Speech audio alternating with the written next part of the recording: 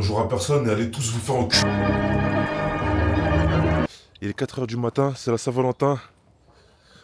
Et pendant que toi t'es en train de baiser, moi je vais chercher ma drifteuse. Bonjour mon général. Bonjour mon roi. Qu'est-ce donc T'as vu ça, on a investi que toute cette merde? Mais c'est que là ça a tiré pas mal d'essence. J'ai mis moins de temps pour venir. Vous êtes venu assez rapidement je trouve. Oui. Ouais. C'est Luxembourg, Paris. En général on fait rarement du 180 avec un plateau à l'arrière. Attendez, avant tout mon général, c'est la fête des amoureux. Mais non.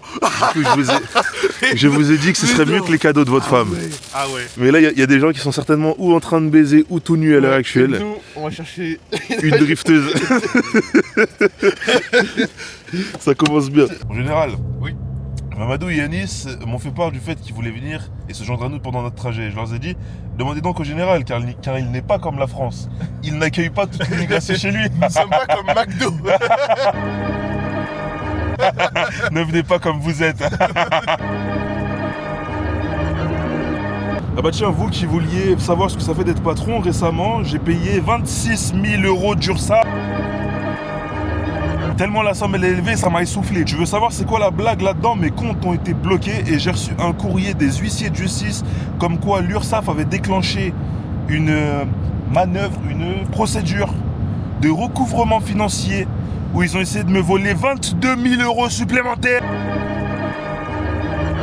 Parce que selon eux, la somme n'avait pas été payée. Et j'ai bloqué le compte. Je suis parti recompter chaque centime qui était rentré et sorti du compte depuis 2022. Et effectivement, je leur devais bien de l'argent. Je veux savoir la somme. Ils ont bloqué les comptes et essayé de me voler 22 000 €. J'ai compté et il manquait 1 000 €. Maintenant que je suis lancé, Chronopost. Forcément, je dois gérer des gros contrats.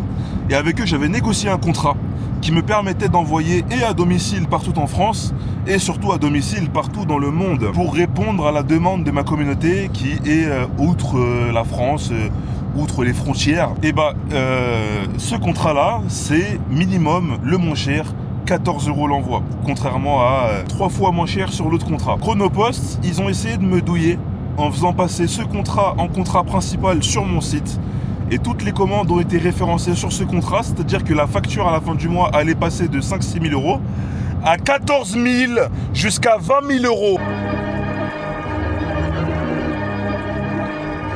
Et quand je me suis rendu compte de ce truc-là, et que j'ai supprimé ce contrat et que j'ai repassé l'autre contrat en principal sur mon site pour affilier les commandes directement via les bordereaux Chronopost, erreur 404, impossibilité de générer la moindre étiquette et je ne peux absolument rien faire. Chronopost ont bloqué mes envois. Comme de par hasard, je comprends que tu n'en as absolument rien à branler de ce que je te raconte et que tu as commandé un truc et que tu veux le recevoir. Mais vous vouliez aussi savoir qu'est-ce que ça fait d'entreprendre en France. C'est merveilleux et je vous recommande absolument pas d'ouvrir quoi que ce soit en France. La pire erreur que j'ai faite, c'est d'avoir domicilié ma boîte dans ce pays-là. Si tu peux te domicilier, prendre une boîte aux lettres ailleurs et te déclarer ailleurs. Ta mamie elle est en Espagne. Ta mamie elle est en Espagne, fonce. Voilà. Vu que Chronopost boude et a décidé de me mettre des bâtons dans les roues, ils m'ont dit, le général Kaiser, après 74 appels, Ouais. après À avoir 15 centimes la minute. après avoir été transmis d'un service à l'autre pendant 8 fois, et on a trouvé le fait de chaque commande, nom, prénom, adresse, faut toutes les réécrire à la main sur le site de Chronopost, alors que je paye pour que ce soit directement affilié à Shopify, pour qu'en un clic ce soit généré, tu vois. Faut tout réécrire à la main. C'est-à-dire que l'AZP, il a à peu près 2 drops, donc un peu plus de 3000 commandes à écrire tout seul à la main. Il a un bac blanc à faire. Voilà. Il a un bac blanc. Et après, tu vois, sur le SAV, il y a des gens, ils m'envoient des messages, ils me disent, ils m'insultent, ils me disent, t'es un scammer, Mais pas plaisir. ça me fait pas plaisir, mais moi, à leur place, j'aurais pensé pareil. Bah oui. Sauf que maintenant, je suis de l'autre côté. Je suis du côté obscur. Là, Je suis un patron, je suis un connard. Et là tu vois les problèmes. Moi, je suis un ultra riche. Ah ouais. Putain de merde. Vous vouliez être plus proche du truc, vous vouliez que je sois transparent avec vous. Voilà, la même semaine, Chronopost, ils essayent de me baiser. Je le rodave, je les empêche de me baiser. Du coup, ils me baisent sur la génération des étiquettes. Et l'État, ils essayent de me voler 22 000 €. Et heureusement que je m'en suis rendu compte, parce que sinon, ils me l'auraient vraiment prélevé. Et il y a 2 mois de retard sur l'écran. Et il y a 2 mois de... Bah, il y a pas 2 mois, 2 drops. Parce que vu que Chronopost boude, Ivar, on a pris 4 mois de retard. C'est une... C'est dur de dormir. Putain, les nuits, elles sont courtes. Casquette Mitsubishi parce que j'ai une Evo et pas toi. Comment ça, KLN dans le drift? Qu'est-ce qu'il va acheter comme drifteuse, ce sombre connard? Encore une épave, c'est sûr, un truc qu'on ne verra jamais rouler. Oui.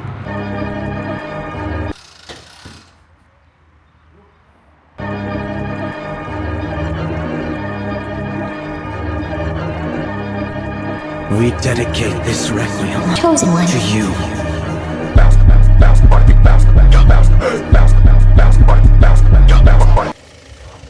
Le mec qui a build cette caisse, c'est un gros zub. Voilà. En gros, la caisse, elle a principalement été faite pour du stance. Et elle a des specs de drift sans avoir des specs de drift. Tu vois, par exemple, les roues élargies à l'avant mais pas à l'arrière, en général, c'est parce que tu mets des cales Polac pour avoir un kit grand angle sur les E46. T'as juste à rajouter. Bref, c'est une petite cale de merde pour avoir plus d'angle. Lui, il a juste mis des cales Drift Shop pour faire seville à des cales Polac alors qu'il n'y a pas de cales Polac. Et il les a pas mis à l'arrière. C'est-à-dire que j'ai l'avant qui sort de l'aile et l'arrière qui ne sort pas de l'aile. Par contre, l'avant est haut. Sur des combinés HSD, sur ça au moins il a fait un effort. L'arrière il est couché au sol. Sachant que c'était pas pour du drift. Et que le drift, faut souder le pont et faut pas autant coucher le truc. Enfin bref. C'est plutôt aléatoire. Le volant il est immonde. Ouais, attends, je vais vous montrer le volant. C'est le volant le plus moche que j'ai jamais vu de toute ma vie. Les jantes c'est discutable, mais j'aime bien. La plaque, bon bah déjà Québec ça passe pas. Et puis la gueule de la plaque, je doute de la légalité du truc. Ce logo BLM il est beau. Le ducktail, bon bah c'est de l'esthétique, mais moi je trouve ça magnifique. Ça évite de mettre des ailerons. Parce que j'aime pas les ailerons. C'est pour ça que j'ai enlevé l'aileron de ma Lancer Evo. La ligne découpée au space 12. Par contre, c'est un swap 330i. Et ça, 230 chevaux Atmo, c'est cool. J'ai 2 voitures actuellement, une Lancer Evo et une Civic Turbo. Ces 2 voitures-là, elles sont vraiment orientées track, piste. Et le problème de la piste que je découvre petit à petit, c'est au plus tu t'orientes piste, au moins ce sera utilisable sur route. Je m'explique. Une voiture de piste, pour qu'elle soit efficace, il faut que tout soit à 700 degrés. Faut que tes pneus ils chauffent et chauffer de la gomme de slick ou de gros semi-slick. Faut mettre la voiture déjà dans une certaine contrainte que tu ne peux pas forcément te permettre sur la route. Pour que tes freins soient efficaces, faut qu'ils soient au-delà de 400-500 degrés.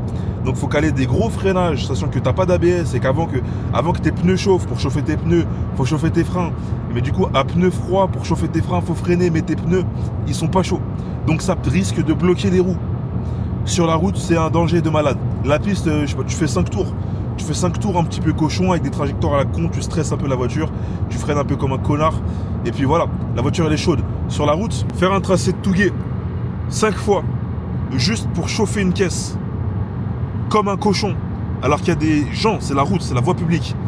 Et en plus, bah, c'est une voiture, j'ai des voitures là qui vont vraiment vite. Les gens qui ont au-dessus de 500 chevaux, qui se disent pilotes, c'est des menteurs. Ça n'existe pas, ce n'est pas possible.